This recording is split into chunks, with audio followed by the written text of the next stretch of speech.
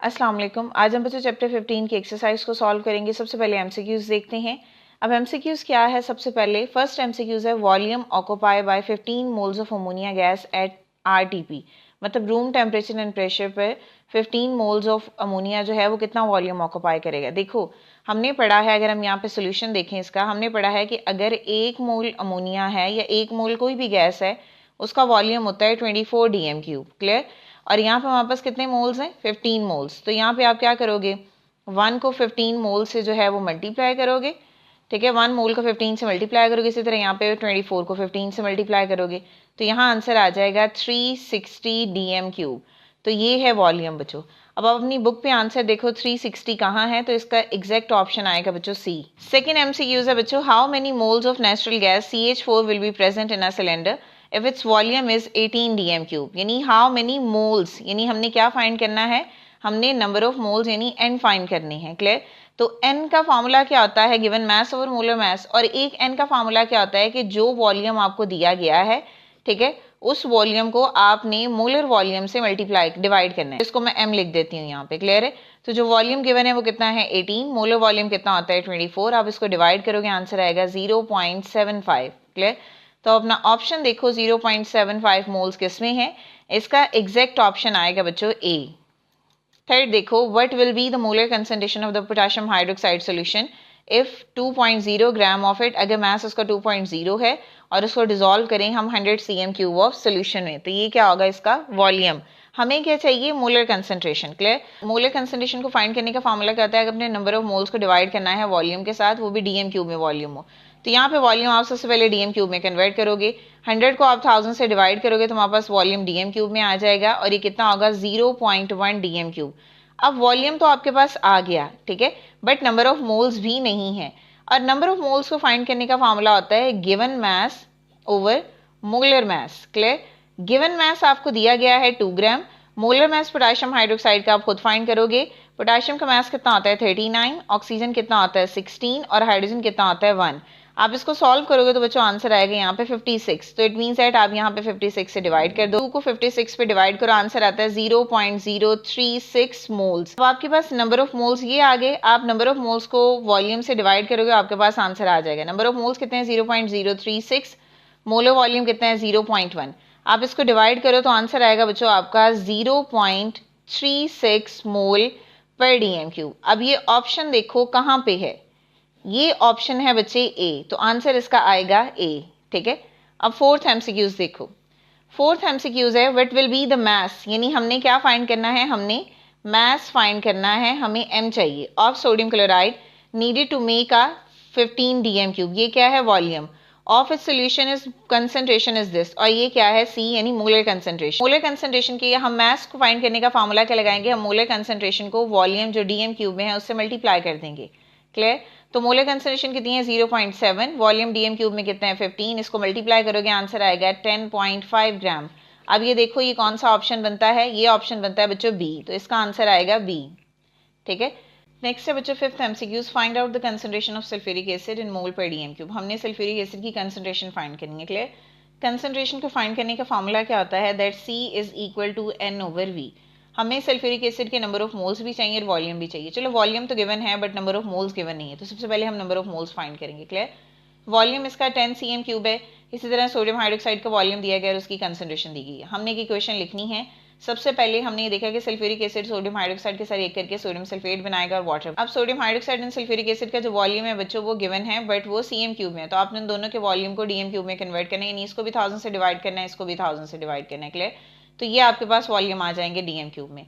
जब आपके पास वॉल्यूम आएगा तो जिसकी कंसंट्रेशन आपको पता है आप उसके नंबर ऑफ मोल्स फाइंड कर सकते हो। कंसंट्रेशन आपको किसकी पता है, सोडियम हाइड्रोक्साइड की, तो आप सोडियम हाइड्रोक्साइड के नंबर ऑफ मोल्स फाइंड कर सकते हो। तो मल्टीप्लाई करोगे आप सी को वी के साथ, सी कितना है कंसंट्रेशन 0.1 और वॉल्यूम कितना है इसका 0.02, तो ये आपके पास नंबर ऑफ मोल्स आ जाएंगे किसके, सोडियम हाइड्रोक्साइड के। बट अगर आप देखो हमें नंबर ऑफ मोल्स किसके चाहिए बच्चों, हमें चाहिए H2SO4 के। अगर आप यहाँ पे देखो हमें किसके मोल्स चाहिए, हमें बेसिकली सल्फ्यूरिक एसिड के मोल्स चाहिए, बिकॉज हमने सल्फ्यूरिक एसिड की कंसंट्रेशन फाइंड करनी है ना।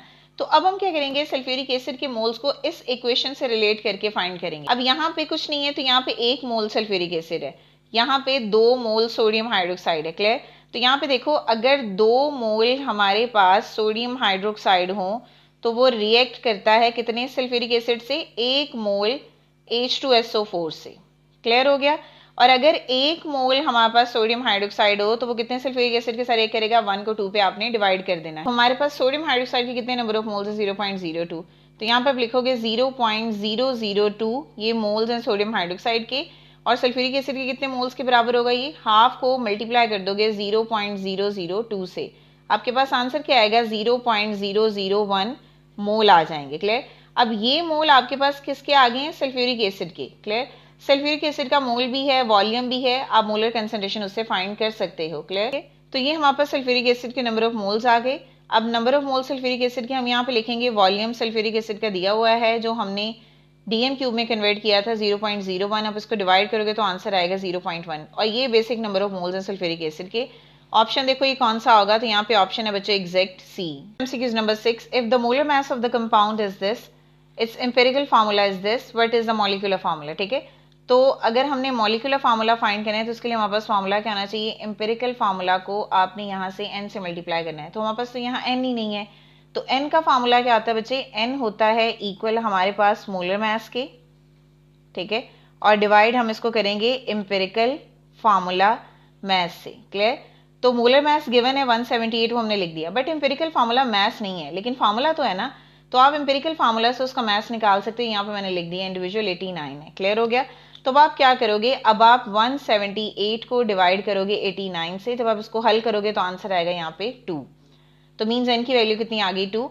एम्पिरिकल फार्मूला बच्चों कितना है? C3H5O3, और बाहर आप लिख दो 2, हल करो तो C6H10 एंड O6। ऑप्शन देख लो ये कौन सा आएगा, तो वही इसका एग्जैक्ट आंसर है, तो यहाँ पे एग्जैक्ट आंसर इसका आएगा बच्चों बी। नेक्स्ट है, when natural gas burn in air it's component is a limiting reactant. जब आप नेचुरल गैस को एयर में बर्न करते हो तो कौन सा कंपोनेंट जो है वो लिमिटिंग रिएक्टेंट होता है? तो इसमें बच्चों जो एग्जैक्ट आंसर आएगा वो होता है डी। नेचुरल गैस क्या है यहाँ पे इसका एग्जैक्ट ऑप्शन। इसके बाद है बच्चों, at actual yield of the compound is this, theoretical yield is this, percentage yield find करनी है। तो परसेंटेज यील्ड को फाइंड करने का फार्मूला क्या होता है? आपने एक्चुअल यील्ड को डिवाइड करना होता है थ्योरेटिकल यील्ड के साथ, और मल्टीप्लाई कर दोगे आप उसको 100 के साथ। तो एक्चुअल यील्ड कितनी है? देखो 0.198, थ्योरेटिकल यील्ड कितनी है? 0.217, मल्टीप्लाई करोगे 100 के साथ, आंसर आएगा बच्चों इसका 91.2%। तो ये एग्जैक्ट ऑप्शन देखो कहाँ पे है, ये बी ऑप्शन है, तो ये इसका आंसर होगा। बच्चों चैप्टर 15 के शॉर्ट क्वेश्चन, क्वेश्चन नंबर 1 है, what is the molar volume of the gas at RT। यानी रूम टेम्परेचर एंड प्रेशर पे मोलर वॉल्यूम क्या होगा गैस का, हमने पढ़ा हुआ है। 1 mole of all the gases occupy the volume of 24 dm³ at RTP। ठीक है, नेक्स्ट है, how does the concept of the molar volume is useful for us.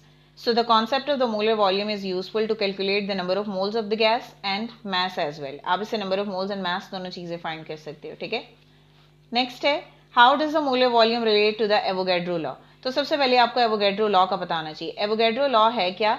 Equal volume of all the gases at same temperature and pressure contain the equal number of molecules। तो ये Avogadro law है, यानी equal volume जो तमाम gases का होता है वो सेम टेम्परेचर एंड प्रेशर पे वो सेम नंबर ऑफ मॉलिक्यूल जो है वो कंटेन करते हैं। क्लियर हो गया? सो देखो, at same temperature and pressure, चाहे ऑक्सीजन है, नाइट्रोजन है, ये कंटेन करेंगे सेम नंबर ऑफ मॉलिक्यूल्स, तो इनका मोलर वॉल्यूम भी क्या होगा? 24 dm³। ठीक है, so how does the molar volume react to the Avogadro law. तो एवोगैड्रो लॉ क्या होता है कि equal volume of all the gases at same temperature and pressure that contain same number of molecule. तो चाहे आपके पास बच्चों ऑक्सीजन की एग्जांपल है, नाइट्रोजन की एग्जांपल है, या हाइड्रोजन की एग्जांपल है, इनमें नंबर ऑफ मॉलिक्यूल सेम होंगे, तो इट मीन्स दैट उनका मोलर वॉल्यूम भी क्या होगा? 24 dm³ ही होगा। ठीक है, तो इस तरह एवोगैड्रो लॉ मोलर वॉल्यूम से रिलेट करता है। Why two different compounds have shows the same empirical formula. ये हमने पढ़ा था कि डिफरेंट कंपाउंड्स बट इनका एम्पिरिकल फार्मूला सेम है। जैसे एसिटाइलिन है और बेंजीन है, ये दोनों डिफरेंट कंपाउंड है, बट अगर आप कॉमन वैल्यू लो, यहाँ से 2 कॉमन ले लो, तो इसका भी एम्पिरिकल फार्मूला CH है, और इसमें 6 कॉमन ले लो तो इसका भी एम्पिरिकल फार्मूला CH ही है। तो हालांकि दो डिफरेंट कंपाउंड्स, उनका एम्पिरिकल फार्मूला क्या है? सेम है। रीजन क्या है? Two different compounds can have the same empirical formula because they have the same simplest ratio of atom but different molecular formula। तो ये दोनों का ये वाला जो है ये क्या है? ये है बच्चों मॉलिक्यूलर फार्मूला है। ठीक है, इनका एम्पिरिकल फार्मूला सेम होगा बिकॉज इनमें जो सिंपलेस्ट रेशियो है एटम की वो सेम है, इसी वजह से इनका एम्पिरिकल फार्मूला दोनों का सेम है। तो why is the percentage yield important? Obviously बात है, परसेंटेज यील्ड जो है वो हमें रिएक्शन की एफिशिएंसी के बारे में बताती है, तो इसलिए इंपॉर्टेंट होगी। because percentage yield shows the efficiency of the chemical reaction by using this formulas. Clear? It is the concentration of the solution in mole per dm cube. हमने C फाइंड करना है अगर उसका mass ये हो और volume उसका 1 dm cube हो। तो सिंपल फार्मूला क्या होता है मोलर कंसंट्रेशन का, ये क्या है, ये है हमारे पास मोलर कंसंट्रेशन। इसका फार्मूला होता है n डिवाइडेड बाय v। अब नंबर ऑफ मोल्स हमारे पास नहीं है, बट नंबर ऑफ मोल्स का फार्मूला क्या होता है, given mass over molar mass. Mass बच्चों दिया हुआ है 49, सल्फ्यूरिक एसिड का मोलर मास आप ऐसे फाइंड कर सकते हो, डिवाइड करोगे नंबर ऑफ मोल्स आ जाएंगे, या नंबर ऑफ मोल्स को वॉल्यूम पे डिवाइड करोगे तो ये आपके पास मोलर कंसंट्रेशन आ जाएगा। तो ये थे बच्चे शॉर्ट क्वेश्चन। अब हम कंस्ट्रक्टेड रिस्पॉन्स क्वेश्चन को देखते हैं। अब है बच्चों constructed response question chapter number 15 के ही। क्वेश्चन नंबर 1 है, how would you identify the limiting reactant in a chemical reaction. तो पेज नंबर 26 पे बच्चे इसके पॉइंट्स हैं सारे, आपने वो क्वेश्चन पे इस पे लिख लेने हैं, ठीक है। इसके बाद है next, why it is important to find the purity of the compound which is used as a medicine. क्यों इंपॉर्टेंट है, because purity is important to ensure the medicine is safe, effective and free for the harmful impurity, तो इसलिए वो important है। Next question है, will there be a limiting reactant in a reversible reaction. क्या reversible reaction में limiting reactant होता है? नहीं, क्योंकि रिवर्सिबल रिएक्शन कंप्लीट ही नहीं होते।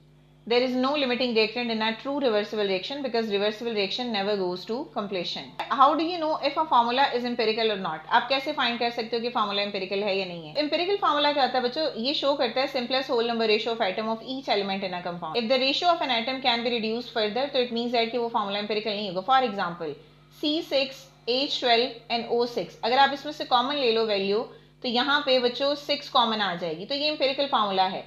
अब इसकी रेशो कितनी है, 1:2:1। ये फर्दर रिड्यूस नहीं हो सकता ना, फर्दर कॉमन नहीं आ सकता, तो ये इसका एम्पेरिकल फार्मूला है। और जो चीज रिड्यूस फर्दर होगी फिर वो फार्मूला एम्पेरिकल नहीं होगा। क्लियर? तो जो सिंपलेस्ट होल नंबर रेशो होती है ना एटम की, उसको हम बोलते हैं वो एम्पेरिकल।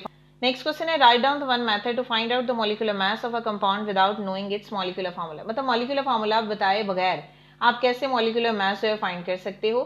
फार्मूला से तो आप ऑब्वियसली बात है फाइंड कर सकते हो, बट विदाउट मॉलिक्यूलर फार्मूला आपके पास एक मेथड होता है मास स्पेक्ट्रोमेट्री, आप उससे जो है वो मॉलिक्यूलर मास फाइंड कर सकते हो। इसके बारे में डिटेल में बच्चों हम नेक्स्ट क्लासेस में पढ़ेंगे। तो ये था बच्चों आज का हमारा टॉपिक, आई होप कि आपको क्लियर हो गया होगा। नेक्स्ट हम इंशाल्लाह नेक्स्ट चैप्टर स्टार्ट करेंगे। अगर स्टिल कोई भी क्वेश्चन है तो आप कमेंट कर सकते हैं नेक्स्ट वीडियो तक के लिए। अल्लाह हाफिज।